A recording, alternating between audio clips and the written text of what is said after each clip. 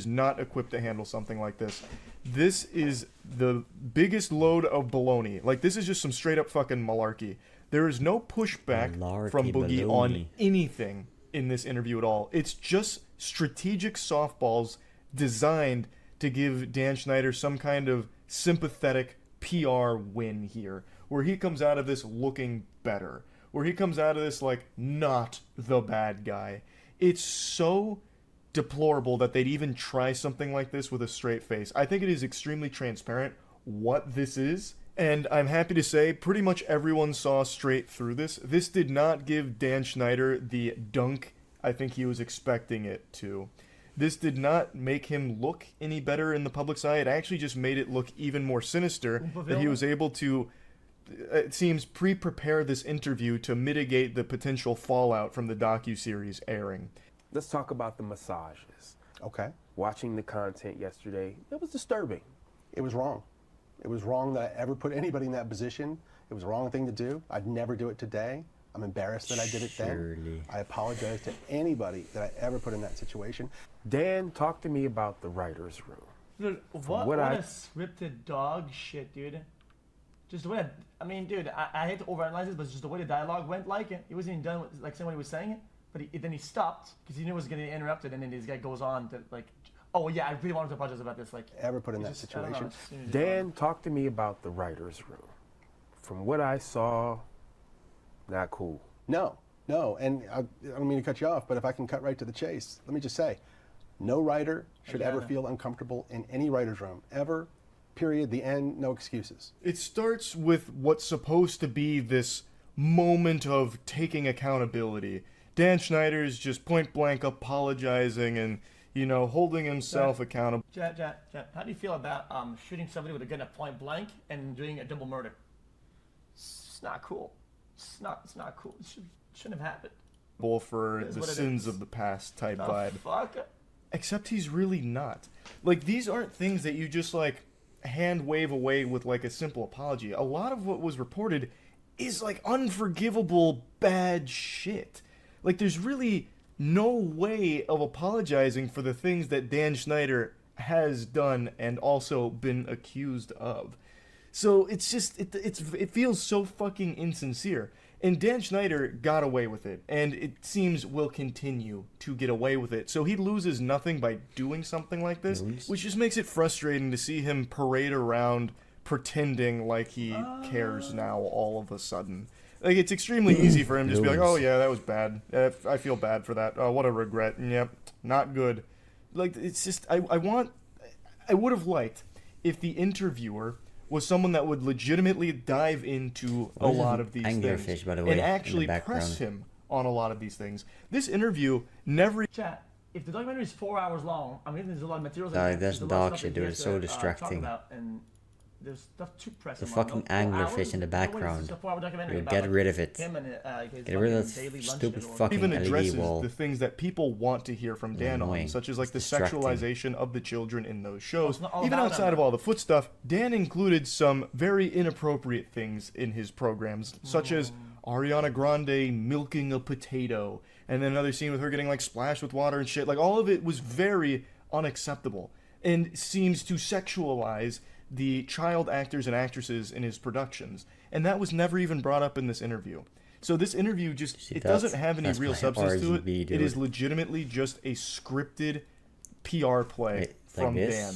I cut it. Yeah, you see it, right? Popular. I want everyone. RGB, the more dude. people who like the shows, the happier I am. Yeah. So if there's anything in a show that needs to be cut because it's upsetting somebody, let's cut it. So I think it's big for you to say, with your work, if it's viewed as that today, you don't have a problem.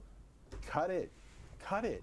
I mean, that's a solution. The last thing I want to ever do is put any content in a show that's going to upset my audience and make them more turn off the TV. Why would I ever want to do that? That makes sense. This was him addressing a question that Boogie asked about, like, inappropriate jokes in there without getting too deep into the weeds, just a broad subject of some of these jokes have aged poorly and people look at them as inappropriate for a child audience. How do you respond? The most softball way of asking this question might... It's just, now that we know more about the person who wrote those, it just tarnishes memories. It's not something you can actively fight against or whatever. It's just, that's just a collateral, right? like all whatever the things that you think about when you were young, now it all kind of makes sense. Like, oh Jesus Christ, this is kind of disgusting, and that you just can't take that back. Like, and his response was, "Cut it, just get rid of it. I don't want it in the show. If it's aged bad and it makes people uncomfortable, or this and that, cut it." And Boogie's like patting him on the back for it, like, "Oh my goodness, wow, that's so benevolent. What a great solution. Yeah, that makes sense. What the fuck? It's so easy for him to say that now, but it doesn't take away the fact that you filmed it. If you cut Ariana Grande milking a potato type shit, if you cut some of the foot stuff that you included in there, it doesn't change the fact that you still had the child actors and actresses doing that shit and were sexualizing them. It still happened. That's still bad. Cutting it from the final product doesn't erase what you did. It's so frustrating that there's no pushback on any of this in the interview. He just gets to let him say his piece and then get applause for it. It's so stupid.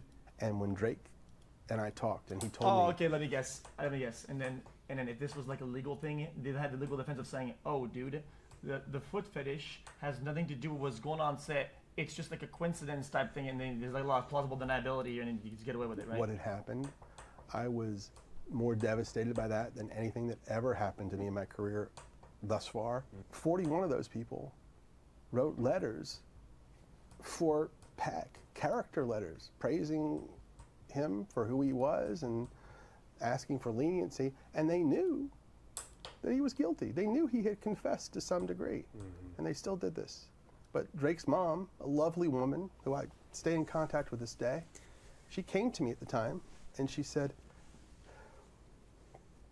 "Would you help me with my speech for the judge?" And I said, "Of course." And I did. Dan Schneider's fishing for the Nickelodeon's Kid Choice Award for the best fake crying. It feels super forced and super insincere. Him tearing up while talking about this story.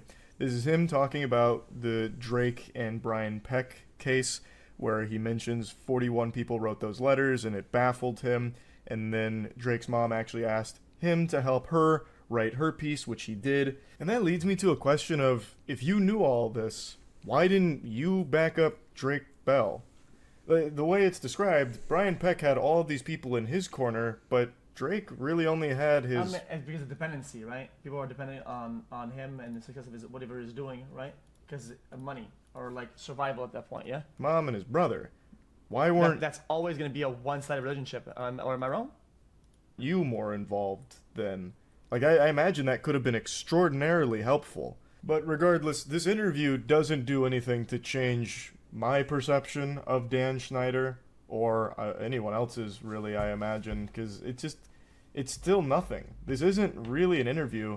It's just a PR piece disguised as an interview. It's just more despicable garbage here. Yeah, thank you. Anyway, I wanted to talk about this a little bit. Again, the docuseries is called Quiet on Set. It's out now. And, yeah, just kind of wanted to go over it a little bit. That's it. Interesting. Chat. Fuck, I can't want to know more about it, but... Bye, Buster. I find a video that like, kind of correlates with it.